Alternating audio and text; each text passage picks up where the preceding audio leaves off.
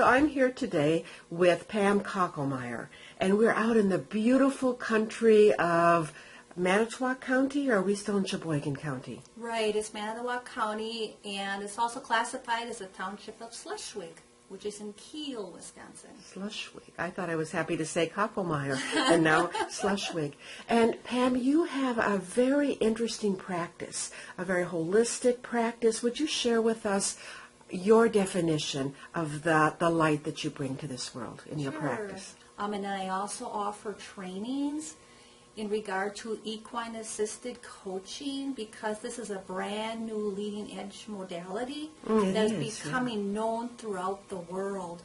And there's so many different people that are starting to take notice and realize the results that people are receiving when they interact with a horse, or just are even in the energy field of a horse. So I find it very fascinating, and it's very rewarding to find and watch people as they transition from living out of the past and then moving into the present moment, and then also believing in themselves that they can take themselves into the future.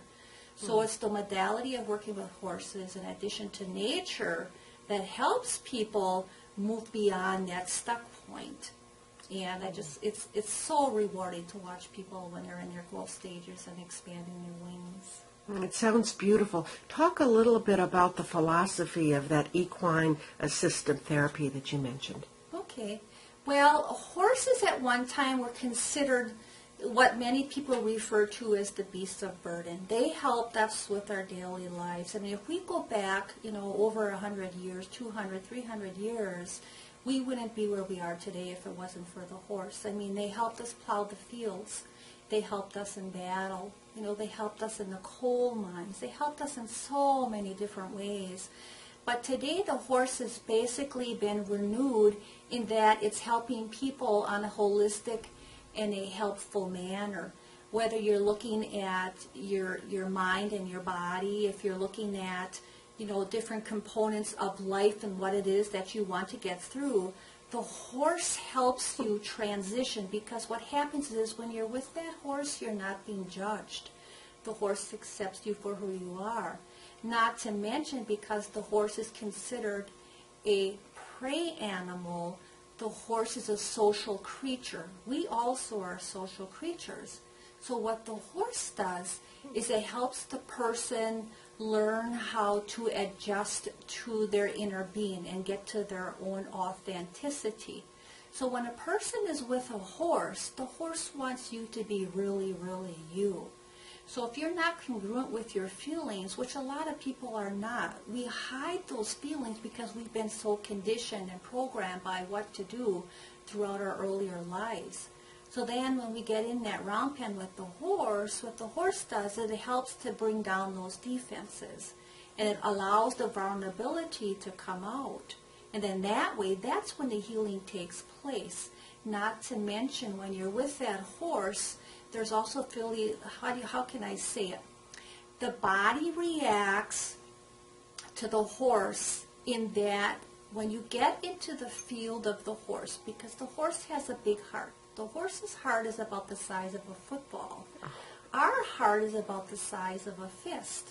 So we have that electromagnetic field that our heart gives out, that vibrational field that we can't see it, but we can sense it. And there are tests that have been done that prove that. So when we're with that horse, the horse naturally reduces your blood pressure. It naturally reduces your heart rate, because the horse can pick up on your heart rate. And so if you walk into that round pen and you have some kind of fear, or you're not congruent with yourself, the horse can pick up on that. And the horse is saying, I'm not quite sure if I trust this person, because if this person is going to be part of my herd, we have to be all safe together. That's that social hierarchy, that social gathering, that social safety net. And so what the horse wants the individual to do is just be very honest and congruent with what's going on in their bodies. And so what I do is I help the person just become aware and even acknowledge if they're afraid. Because once you acknowledge, it's okay to be afraid, but then the horse wants you to acknowledge that. And then once you acknowledge that, then the horse says, oh, Because what a horse will do is will actually even release breath. A horse does not hold on to any tension, any stress. They release anything that's negative, again, because a lot of that has to do with survival. So this is where the horse is so unique in coming back and helping us in a very profound way. And horses are entering hospitals where they're helping, patients.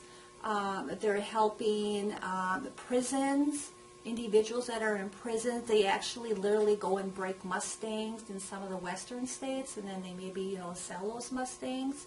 And then there's that connection, there's that bond. And so many people maybe have not established a bond with another individual. They've always been challenged in their lives.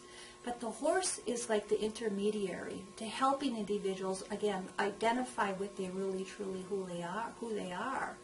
And so the horse is able to help people in so many different facets of life, even leadership skills. Because the horse wants you, is asking you to be the leader. If you're not going to be the leader, then they're going to take over. So they also help you with your leadership skills. Are you assertive? Are you a type of person that stands back? Are you a type of person that questions what your needs and wants are? So horse is really asking you to step up and play that role if you're going to be a leader. And this all plays out in a round pen because I can tell in about 15, 20 minutes what a person is like much faster than I can in like an hour of just face-to-face dialogue. You mean when the person's in the round pen with you? Right. Yeah, right. And so, again, it's in the moment. It's in the here and now. It's experiential. And so when we're doing that, the true you comes out because the body also cannot lie. And the horse picks up on your body language. And it is said that we mainly speak through our bodies, which is about, some people say 90%, some people maybe say 80%. But what it is yes, we do mainly communicate by our bodies. We're doing that all the time. And we too, just like a horse, are very aware of our surroundings and what's going on. If we walk into a room, that, there may have been some havoc going on, we can sense that. Our bodies are always automatically kicking in and telling us what's going on. But so many of us have been taught to shut that off, and that's where we get into trouble. So what the horse does is it reiterates, it re-engages you into getting into your senses of your sight, your sound, your taste, your touch, which is so many times shut off. And when we do that, that's when we really can transition into getting what we really want out of life. And not just having to live, in a day-to-day existence where we're not happy with how our lives are going. Pam, why a horse and not, say, a dog? Because one of the things you said was unconditional love. A dog would love unconditionally. Is it the size of a heart of the horse? Or what makes a horse different in healing modality in your therapy than, say, a dog would be? Yeah. Well, my belief is all animals are healing, whether they're predator or prey. The unique thing about the horse is because it is a prey animal, it is super sensitive. They have high senses. They're so super sensitive to their surroundings. And they can pick up on us. And again, if we're not going to be who we truly are, they're not comfortable with that. So I wouldn't say there's necessarily, a difference between a dog and a horse. It's just that the horse is considered a prey, whereas a dog is considered a predator. The dog has also been much more domesticated, whereas the horse, in many cases, is domesticated but wild at the same time. And the horse also symbolizes what we want in our lives, which is that freedom, that endurance, that power, that beauty. And that's why I think why a lot of people love any kind of an animal movie. But when you watch someone on a horse and they're cantering in the field, there's that sense of freedom. And that's what we pick up on. We want that in our lives because nobody likes to be controlled. We want that freedom in our lives. And today, the world is shifting. And many more people are starting to waken up to that they can have that freedom. We don't have to live by the old mentality of a linear way of thinking. You know, we have the freedom because there are 6 billion people on this world. And also we have now the World Wide Web. So we have access to a whole, you know, plethora of things in this world. So we're no longer contained in just one area, where we no longer have to stay in a community in order to survive. You know, the world is actually huge in what we can do with our lives.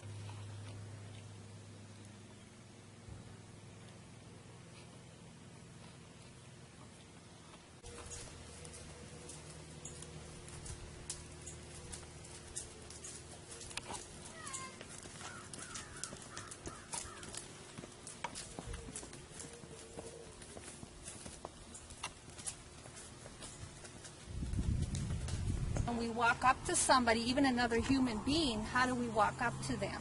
You know, take notice of that. You know, am I walking right up to you, or am I walking up like in a gentle approach and say, hello, how are you today? Hello. And then the horse, you know, will acknowledge. So that's one way of identifying, like, you know, how do you work with people? How would you like to work with people? How would you like people to receive you? And so on and so forth.